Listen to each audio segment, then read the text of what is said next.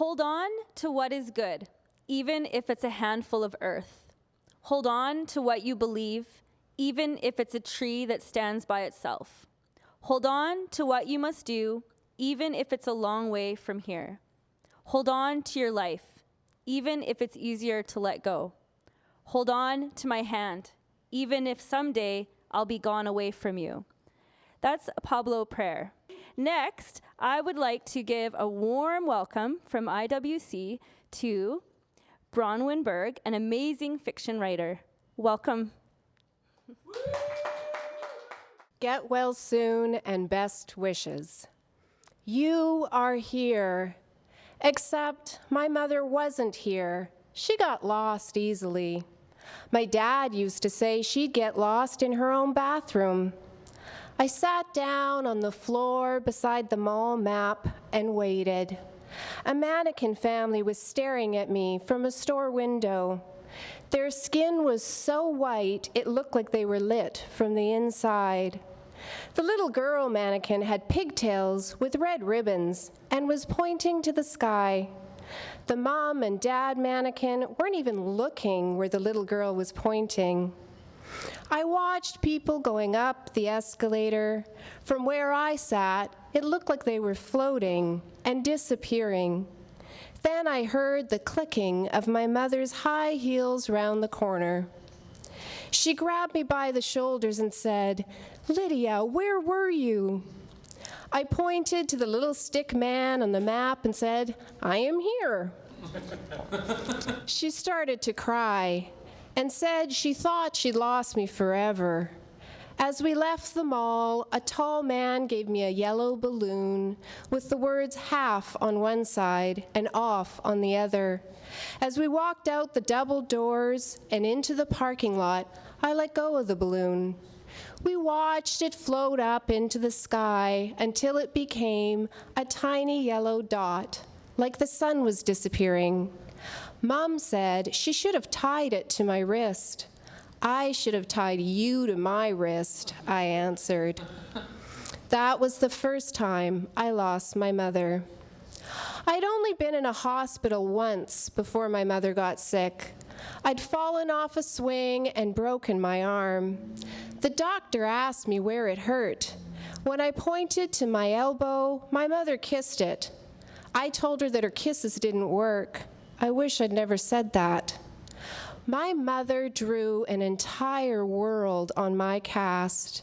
She drew trees and a sun and a pond with little ducks floating on it. She drew a house and wrote home, and a stick family and wrote us. Mothers are important.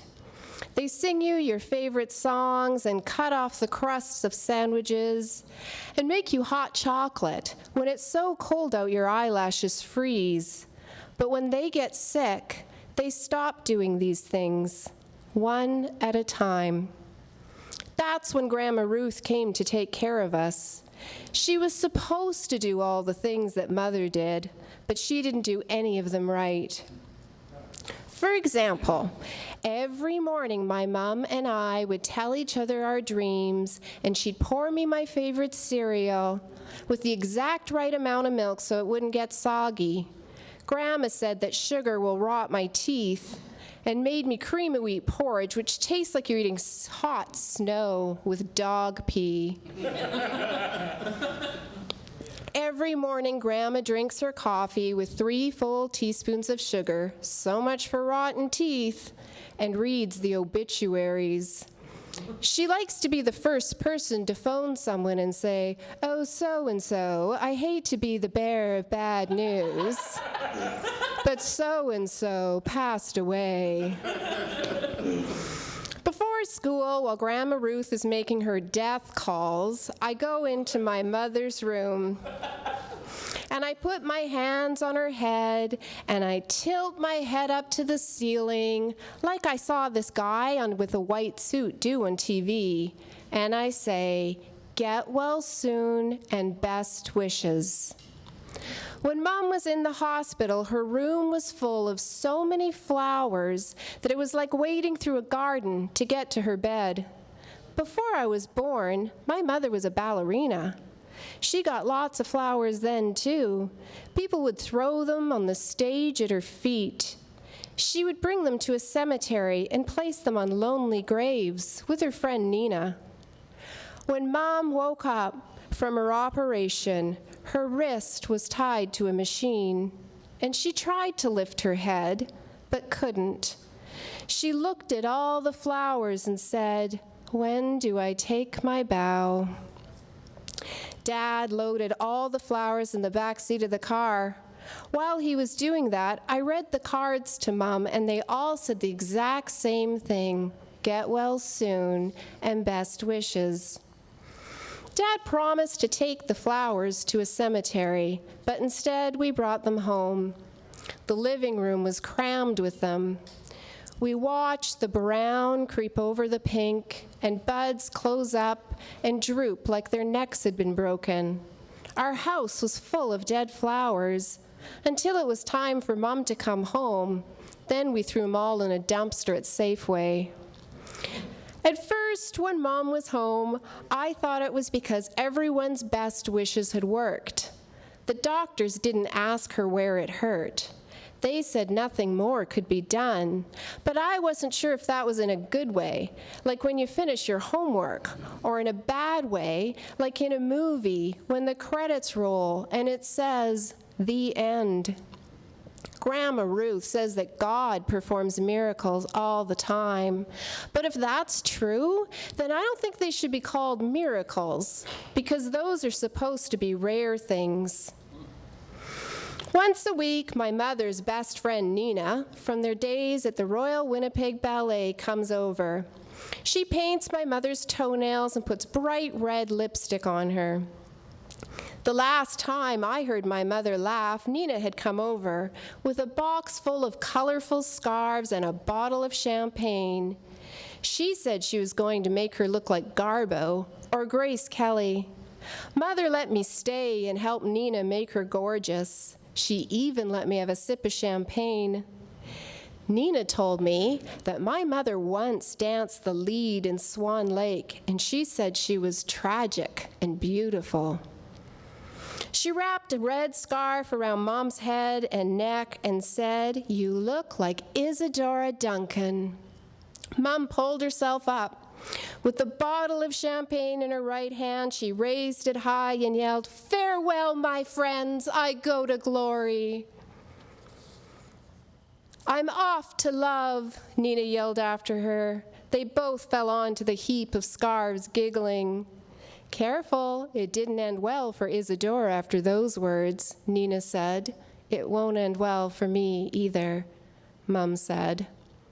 That night, after Grandma Ruth sent me to bed, I lay there thinking of all the best wishes I had for my mother.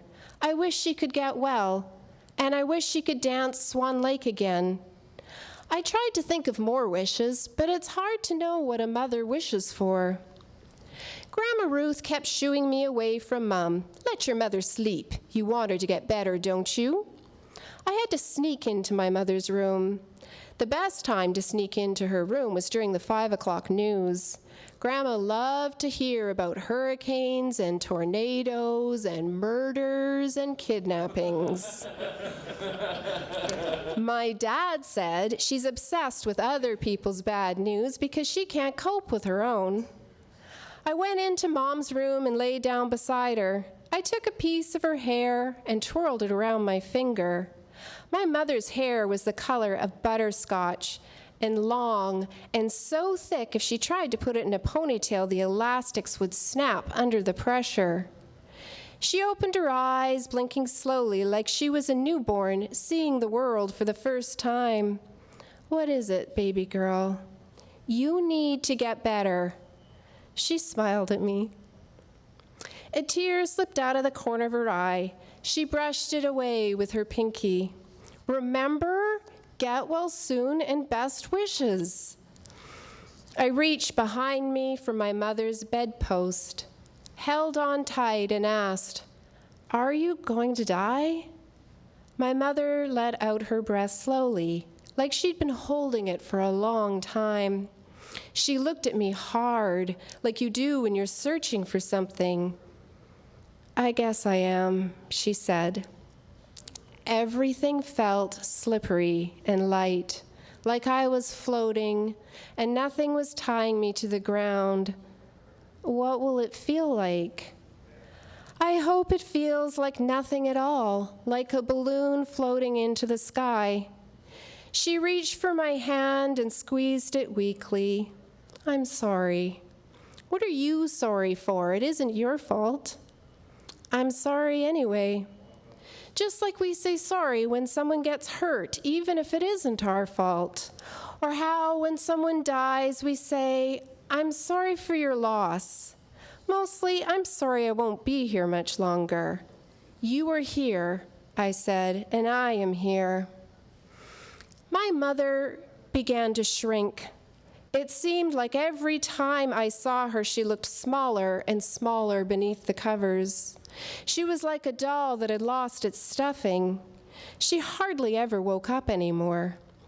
I'd lie beside her and place one of her bony arms over me without her even knowing. She smelled like unwashed hair and baby powder. I would time my breath to hers so it was like I was breathing for her. Out the window, I could see some of the neighborhood kids playing. A boy was twisting up a girl in a swing. She was wearing a white dress, so when she spun, she looked like a twirling ballerina. After she got off, she wobbled around and fell down. I touched the place on my arm where I had pointed when the doctor asked me where it hurt. I wished I could put my mother's whole body in a cast and draw her a new world. Grandma Ruth stopped talking about miracles, and she also stopped reading obituaries. She didn't think it was good for me to see my mother like this, and she wanted to take her away and put her somewhere else until the time came.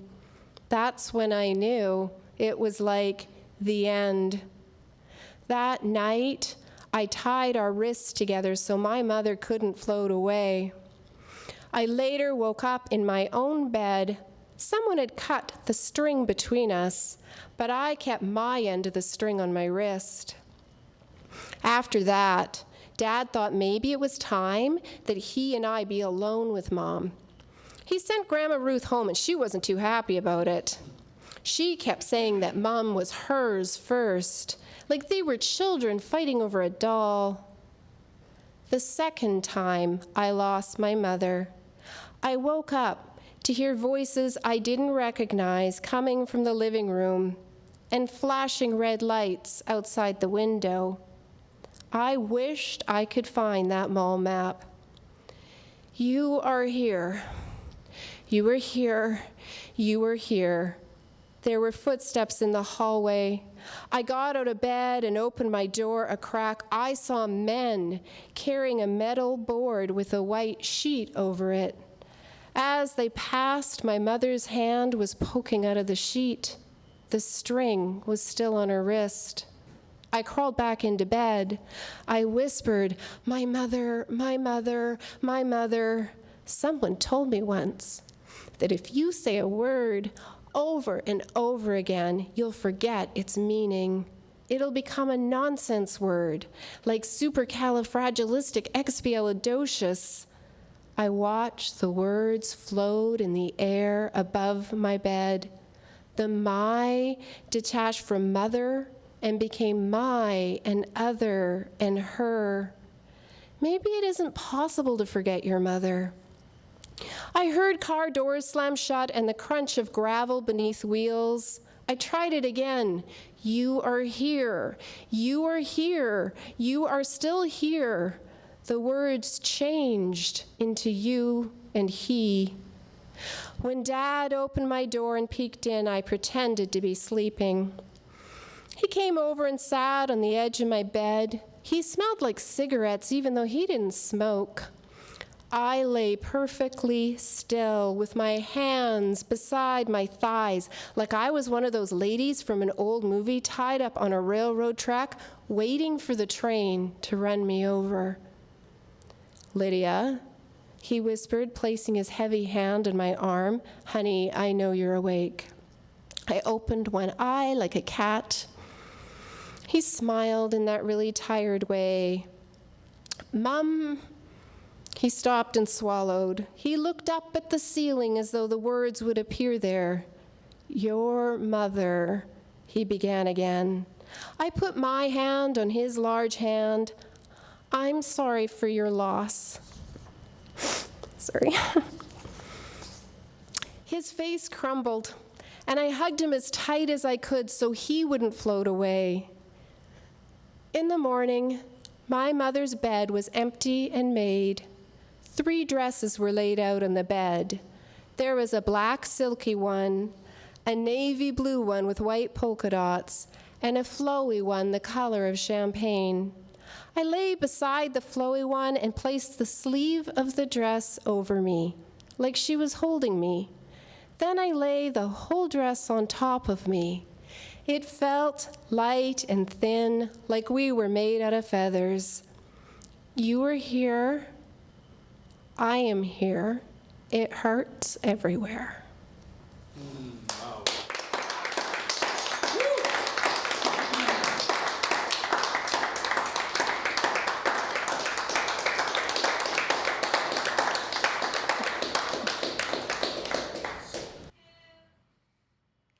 All right, we're here with Bronwyn Berg. Bronwyn, that was so good. Everyone's like holding back the tears right now.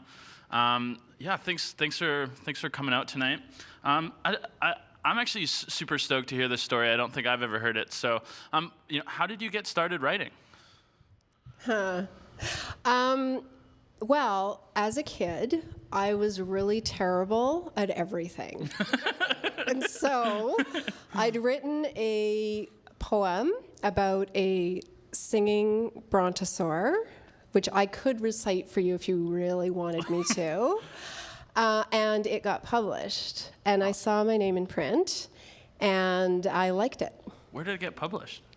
I lived in Calgary, I grew up in Calgary, and there was a magazine that every year they published students writing, and my grade 4 teacher sent it off. So did you just like keep writing throughout the course of your life, or did? Yeah, I'm always writing. Awesome. What? I know it's maybe hard. Maybe you can just say the first one or one of your top 5. What's your favorite book? History of Love by Nicole Krauss. I haven't read it. So good. When? Okay, tell me more. Who? When? Year? Exact year of publication and month would be nice. I only know the date. Oh, okay. No. No idea. Okay. Within the last like maybe 5 or 10 years. Oh, wow. So Yeah. you read it like fairly later in your life, and it's still your favorite. It's my favorite recent book. Right. My first favorite book was like Anne of Green Gables. Right. Yeah. I was like a big fan of the TV show when I was a kid, Anne of Green Gables. Yeah. They're making a new one, actually. I heard know, for Netflix. it's so exciting. Are you stoked? Yeah, no, I'm not going to watch it. No. But I'm excited You're they're not gonna doing wa- you're not gonna wa- no. But I'm excited It'll they're ruin- doing it'll ruin it. the original for me. Yeah, well. Okay, so now for some of the more hard-hitting questions. Yeah,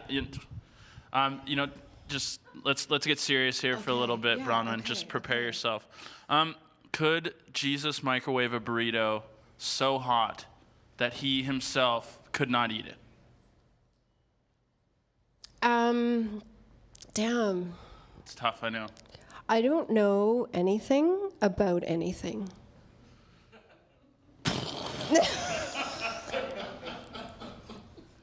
Next question. No, I don't know if I can. I don't know.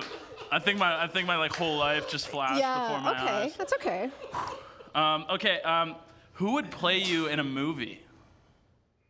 Oh, wow. That is such a good question. My son would say Sandra Bullock. Yeah, I've got a little bit of like, I think, what's her name? Ellen Page, maybe? Right. Yeah, a little bit of that. Awesome. A little bit of Natalie Portman. Ellen Padley Norman, yes. Yeah. Paisley, Totally. Paisley, Susan Sarandon from Raw. Susan. I got the hair, maybe? Yeah, totally. Okay, next. This is tough. Jimmy Fallon. Jimmy Fallon. Yeah. Okay, I'll figure it out. I met him. You could just like look at the camera and He laugh all the once- time in the middle of the movie. He once fed me an egg roll. Really? For real. Actually? For real. What? Wait, Yeah. Okay, screw the other. Let's go with this question. Okay, I was on the Jimmy Fallon show, and what I mean by on is in the audience. And- Actually? yeah. Wow. Yeah. And he ran up at the end of the show and fed me an egg roll. That's so awesome. I know. It was fun. Great. Okay. Okay. Which pretty much makes me famous. Yeah. Yeah. The Bronwyn Berg story with starring Jimmy Fallon. Mm-hmm. If you had a sloth, what would you name it? Why do you think I don't? What's the name of your? What's the name of your sloth? Cole. What a strong, sexy, good name to have. Yeah. For a sloth. It's good. It's a good name.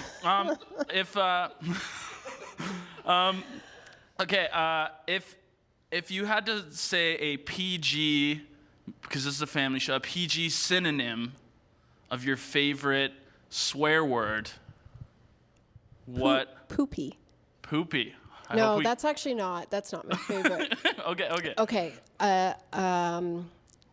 Fudge. Wow. We're gonna have to probably bleep that. Unfortunately.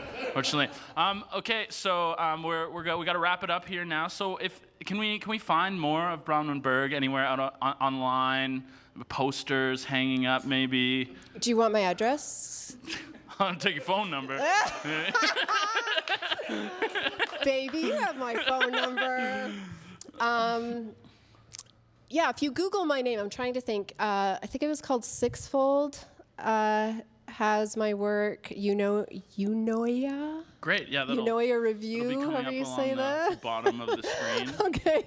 right now. Just Google my name. You'll see. There's a few online journals, and then the print journals you're not going to find. But I've been published in the same places I think you have. All right. So that's it.